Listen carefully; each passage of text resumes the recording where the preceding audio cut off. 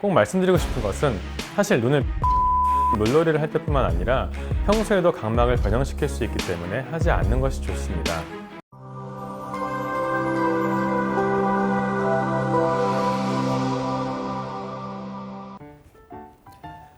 안녕하세요, 닥터 눈알람입니다. 여름휴가 계획 중이신 분들 많으시죠? 이미 다녀오신 분들도 꽤 계실 것 같아요. 즐기고 쉬려고 가는 건데 갔다가 어디를 다치거나 아파서 오면 너무 속상하잖아요.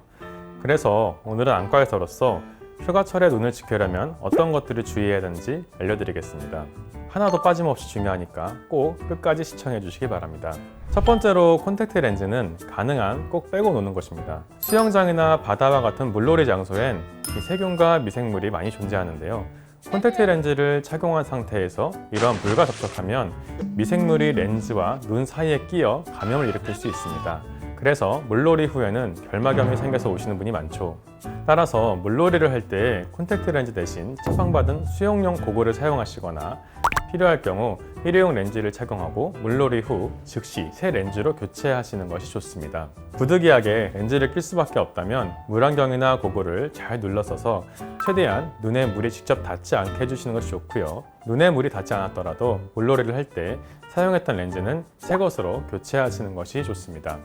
혹시라도 물놀이 후에 눈에 충혈, 이물감, 통증이 나타난다면 결막염이 의심되는 증상이기 때문에 절대로 렌즈를 착용하지 마시고 안과에 꼭 방문하셔야 됩니다. 또한 강한 자외선에 대비해서는 선글라스를 착용하시는 것도 중요한데요. 물가에서는 햇빛이 물 표면에 반사되어 자외선 노출이 더 강해지게 됩니다. 자외선은 눈의 각막과 수정체에 손상을 줄 수 있기 때문에 UV 차단 기능이 있는 선글라스를 착용해서 눈을 보호해 주시는 것이 좋습니다. 선글라스 아래쪽을 보면 UV 차단율이 적혀 있는데요. 자외선은 파장에 따라 여러 가지로 분류되는데 특히 조심해야 한다고 하는 자외선이 바로 UVA와 UVB입니다. 이것들이 특히 피부와 눈을 손상시키거든요. 이때 UV400이라는 라벨이 있는 선글라스를 쓰면 UVA와 B를 100% 차단할 수 있다는 것을 의미하기 때문에 참고하시면 좋을 것 같습니다. 마지막으로 물놀이를 할 때 절대 손으로 눈을 비비지 않도록 주의하셔야 되는데요. 꼭 말씀드리고 싶은 것은 사실 눈을 비비는 것은 물놀이를 할 때뿐만 아니라 평소에도 각막을 변형시킬 수 있기 때문에 하지 않는 것이 좋습니다. 다만 물놀이 때는 특히 손에 각종 세균과 오염물질이 묻어 있을 수 있어 눈을 비볐을 때 감염의 위험까지 높아집니다. 따라서 더욱 주의가 필요한 것이죠. 혹시나 물놀이 중 눈에 모래나 이물질이 들어갔을 때에도 손으로 비비지 말고 깨끗한 물로 충분히 헹구시고 혹시라도 불편함이 지속된다면 안과를 방문해 검사와 치료를 받으시는 것이 좋습니다.